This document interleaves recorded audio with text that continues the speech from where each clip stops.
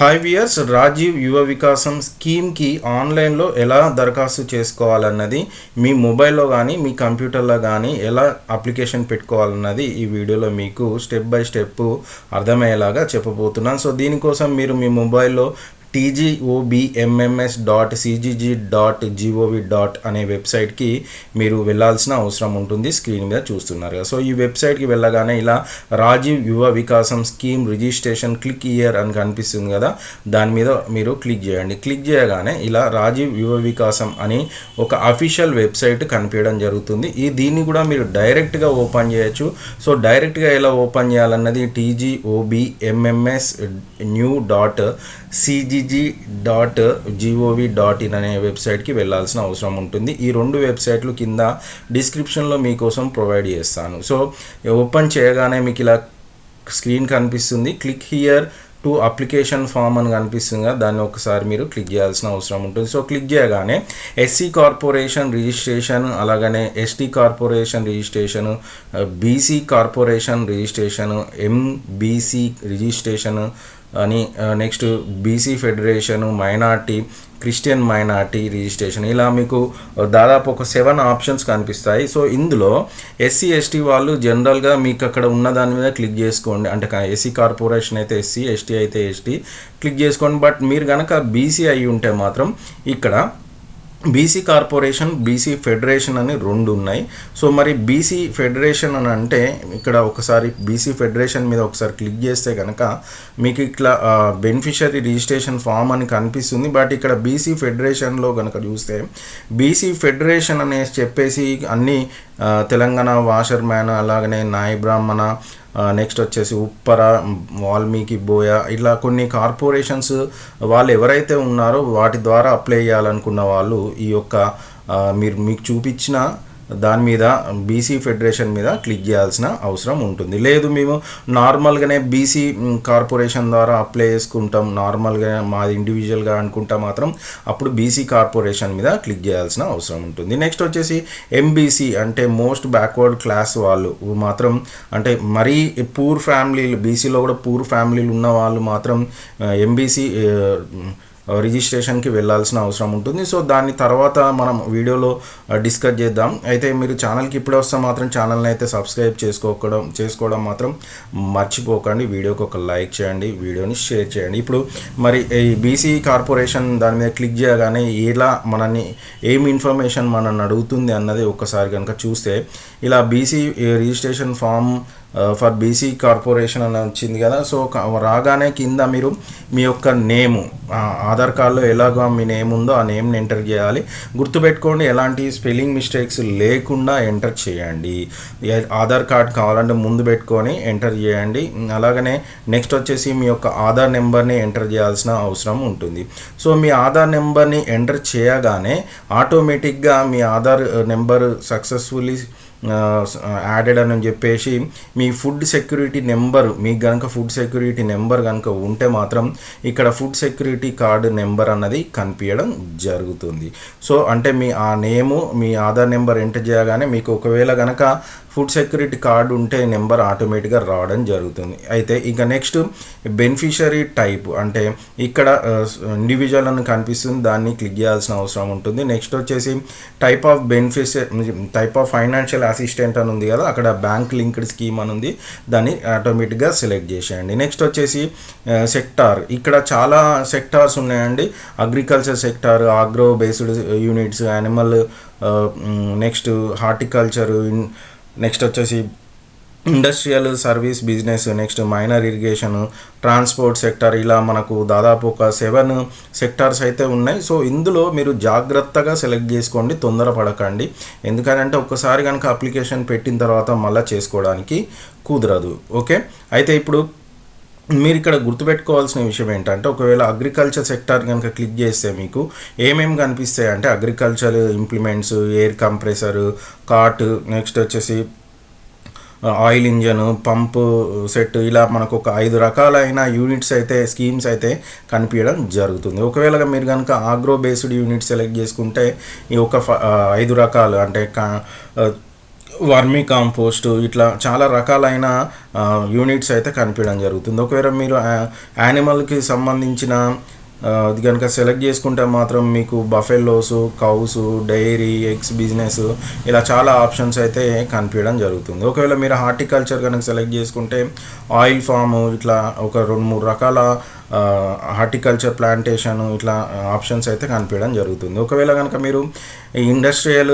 Service business కనుక select చేసుకుంటే మీకు ఇందులో దాదాపు ఎవరైనా కానీ ఇండస్ట్రియల్ సర్వీస్ బిజినెస్ సెలెక్ట్ చేసుకునే అవకాశం ఉంది. ఎందుకంటే ఇందులో మీకు జనరల్గా ఉపయోగపడే అన్నీ ఉన్నాయి. ఎయిర్ కూలర్ మేకింగ్, నెక్స్ట్ వచ్చేసి automobile oil shop, auto spares, bakery, blacksmith, banana business ఇలా దాదాపు మొత్తం చూసుకుంటే మీకు ఒక 150 వరకు అయితే ఆప్షన్స్ అయితే ఉన్నాయి. కొంచెం మీరు ఓపిక్గా సెలెక్ట్ చేసుకోండి. మీరు కనుక ఇండస్ట్రియల్ సర్వీస్ బిజినెస్కి ఆప్షన్ పెట్టుకుంటే, సెక్టార్స్ ఆప్షన్ పెట్టుకుంటే. నెక్స్ట్ వచ్చేసి మైనర్ ఇరిగేషన్ కనుక పెట్టుకుంటే మీకు ఇక్కడ 5 HP motor, next open well motor, next submersible pump ఇలా చాలా ఆప్షన్స్ అయితే కనిపించడం జరుగుతుంది. నెక్స్ట్ వచ్చేసి ట్రాన్స్పోర్ట్ సెక్టార్. సో దాదాపు అందరు ఇదే పెట్టుకుంటారు. ట్రాన్స్పోర్ట్ సెక్టార్ కనుక పెట్టుకుంటే మీరు కార్ కానీ, ఆటో కానీ, ట్రాక్టర్ కానీ తీసుకోవడానికి అవకాశం ఉంది. సో ఇలా మీరు సెలెక్ట్ చేసుకున్న తర్వాత కింద గో అన్న బటన్ ఉంది కదా, గో అన్న బటన్ని క్లిక్ చేయండి. క్లిక్ చేయగానే మీకు నెక్స్ట్ పేజ్కి వెళ్తారు. అంటే మీ యొక్క లొకేషన్ వివరాలు, మీరు సెక్టార్ వివరాలు, అలాగనే మీ యొక్క లబ్ధిదారుల అప్లికెంట్ డీటెయిల్స్, అలాగనే మీ యొక్క అడ్రస్, మీ ఫోటో, మీ యొక్క పాన్ కార్డుని డీటెయిల్స్ ఎంటర్ చేయాల్సిన అవసరం అయితే ఉంటుంది. అయితే ఇప్పుడు లొకేషన్ వివరాలు ఎలా ఫిల్ చేయాలన్నది చూద్దాం ముందుగా.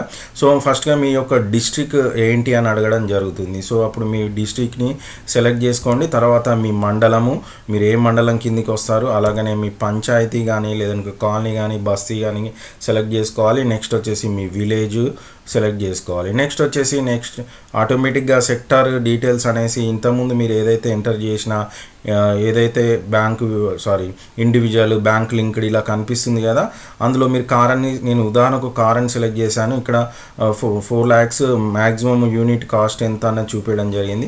ఇక్కడ మీరు యూనిట్ కాస్ట్ ఎంత అన్నది, మీరు ఎంత అమౌంట్ తీసుకోవాలి అనుకుంటున్న అన్నది యూనిట్ వివరాలు అన్నది ఎంటర్ చేయాల్సిన అవసరం ఉంటుంది. దాదాపు నేను ఇక్కడ 4 లక్షలకు 4 లక్షలు ఎంటర్ చేసినప్పుడు సబ్సిడీ అన్నది మనకి ఇక్కడ 2,40,000 అయితే ఇవ్వడం జరిగింది. నెక్స్ట్ వచ్చేసి బ్యాంక్ లోన్ అన్నది మనకు 1,60,000 అయితే కట్టాలి అని చెప్పడం జరుగుతుంది. సో నెక్స్ట్ వచ్చేసి మీరు బ్యాంకు వివరాలు అయితే ఇవ్వాలి. అంటే మీరు ఏ బ్యాంకు అయితే డీటెయిల్స్ అయితే ఇవ్వబోతున్నారు. మీరు ఇక్కడ axis bank, bank of Baroda, HDFC, ICICI, Indian bank, next state bank, Telangana గ్రామీణ బ్యాంక్, యూనియన్ బ్యాంక్ ఇలా చాలా బ్యాంక్స్ అంటే డీటెయిల్స్ అయితే ఇవ్వడం జరిగింది. మీరు ఏ బ్యాంక్ అయితే ఆ బ్యాంక్ని సెలెక్ట్ చేసుకుంది. అలాగనే మీ బ్రాంచ్ సెలెక్ట్ చేసుకోగానే ఆటోమేటిక్గా IFSC డీటెయిల్స్ అయితే కనిపించడం జరుగుతుంది. నెక్స్ట్ వచ్చేసి చాలా important pan card number. So ఇక్కడ స్టార్ మార్క్ అని అయితే ఎక్కడ పెట్టలేదు. ఇక్కడ ఈ రెడ్ మార్క్తో పెట్టిన స్టార్ డీటెయిల్స్ అన్నీ కంపల్సరీగా మీరు ఎంటర్ చేయాలి. కానీ ఇక్కడ పాన్ నెంబర్కి ఎక్కడ స్టార్ మార్క్ పెట్టలేదు. కానీ కింద పాన్ కార్డ్ని అయితే అప్లోడ్ చేయమని అంటున్నాడు. కాబట్టి మీకు ఉంటే పాన్ కార్డు ఈ యొక్క డీటెయిల్స్ అయితే ఇవ్వండి. నెక్స్ట్ వచ్చేసి అప్లికెంట్ డీటెయిల్స్ వచ్చేసి ఇంకా ఆటోమేటిక్గా మీ యొక్క నేము, ఆటోమేటిక్గా మీ యొక్క ఆధార్ నెంబరు, అలాగనే మీ ఫుడ్ సెక్యూరిటీ కార్డ్ నెంబరు కనిపించడం జరుగుతుంది. నెక్స్ట్ వచ్చేసి మీ యొక్క father are husband name, next మీరు ఫిజికల్లీ హ్యాండిక్యాప్డ్ అయితే నో ఎస్ అంటే అయితే మాత్రం ఎస్ అని పెట్టండి, లేకుంటే నో అని పెట్టండి. మీరు మేలా, ఫీమేలా, రూరలా, అర్బనా అని ఎంటర్ చేయాల్సిన అవసరం ఉంటుంది. నెక్స్ట్ వచ్చేసి మీ క్యాస్ట్ ఏంటి అన్నది ఎంటర్ చేయాలి. మీ క్యాస్ట్ సర్టిఫికేట్ అంటే మీ సేవ ద్వారా తీసుకున్న క్యాస్ట్ సర్టిఫికేట్ యొక్క నెంబర్ ఎంటర్ చేయాలి. నెక్స్ట్ వచ్చేసి క్యాస్ట్ సర్టిఫికేట్లో మీ పేరు ఎలా ఉంది, సబ్ క్యాస్ట్ ఏంటి అని ఎంటర్ చేయాల్సిన అవసరం అయితే ఉంటుంది. నెక్స్ట్ వచ్చేసి మీ యొక్క ఎడ్యుకేషన్ క్వాలిఫికేషన్ అయితే మిమ్మల్ని అడగడం జరుగుతుంది.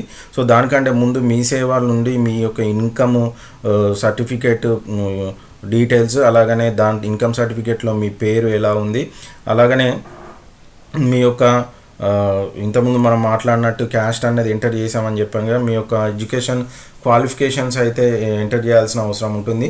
ఇక్కడ మనకు మంచి అవకాశం అయితే ఇచ్చారు. ఇల్లిటరేట్ అంటే చదువుకోని వాళ్ళ కానుంచాలి చదువుకున్న ప్రతి ఒక్కరికి, అంటే చదువుకొని ఇల్లిటరేట్ అంటే చదువుకోని వాళ్ళు, ఎస్ఎస్సి ఫెయిల్ అయిన వాళ్ళు, ఎస్ఎస్సి కంటే తక్కువ చదివిన వాళ్ళు, ఎస్ఎస్సి పాస్ అయిన వాళ్ళు, ITI, polytechnic, intermediate fail, intermediate pass, degree fail, degree pass, PG 8th pass, ఇలా చాలా ఆప్షన్స్ అయితే ఇవ్వడం జరిగింది.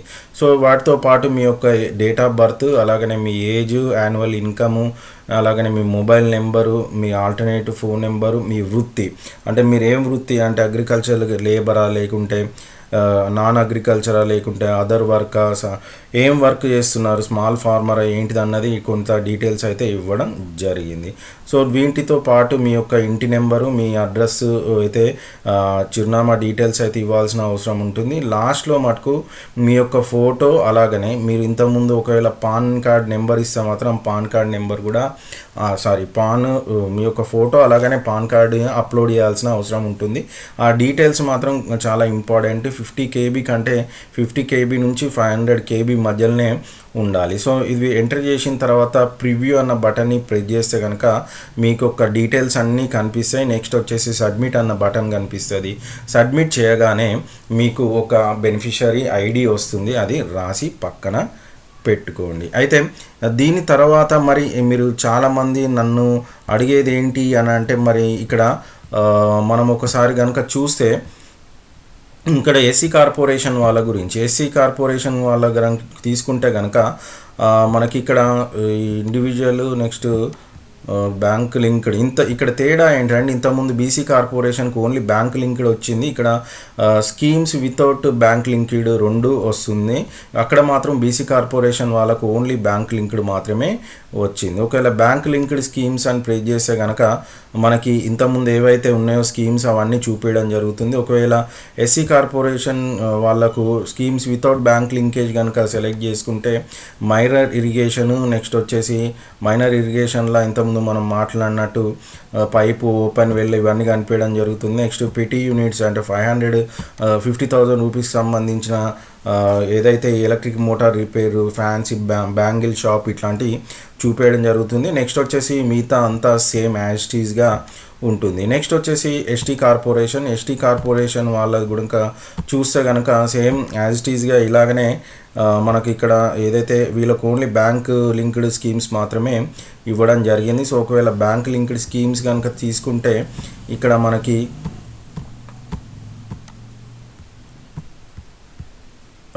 అగ్రికల్చరు సేమ్ ఇంతకుముందు మనకి ఏదైతే బీసీ కార్పొరేషన్ వాళ్ళకు ఉన్నాయో సేమ్ అలాగనే అన్నీ కనిపించడం జరుగుతుంది. మరి ఒకవేళ కనుక మనము ఎంబీసీ మోస్ట్ బ్యాక్వర్డ్ కేటగిరీ కనుక చూస్తే ఇక్కడ కూడా మరి చూద్దాం ఏమన్నా బ్యాంక్ లింక్డ్ స్కీమ్సే కనిపిస్తున్నాయి కాబట్టి ఆల్మోస్ట్ అన్నీ మనకి ఇక్కడ చూపించడం జరుగుతుంది. అంటే ఇంతకుముందు ఏదైతే మనం చెప్పిన అగ్రికల్చర్, అగ్రో, యానిమల్ ఇవన్నీ చూపించడం జరుగుతుంది. మరి అలాగనే క్రిస్టియన్ మైనార్టీ విషయానికి వెళ్తే వీళ్ళకు కూడా దాదాపు ఇలాగనే బ్యాంక్ లింక్డ్. సో ఇలా మొత్తానికి నేను ఏదైతే మనం ముందు డిస్కస్ చేశామో అంటే అప్లికేషన్ ఫామ్ ఎలా ఫిలప్ చేసామో వాటికి అన్నిటికీ కూడా సేమ్ ప్రొసీజర్ అయితే ఉంటుంది. కాబట్టి మీరు కొంచెం ఓపిక్గా ఎక్కడ మిస్టేక్ చేయకుండా అయితే అప్లికేషన్ చేసుకోండి. ఇదండి వీడియో కనుక నచ్చితే లైక్ చేయండి, షేర్ చేయండి. మన వీడియోని ఛానల్ని మాత్రం సబ్స్క్రైబ్ చేసుకోవడం మర్చిపోవద్దు. Thanks for watching video.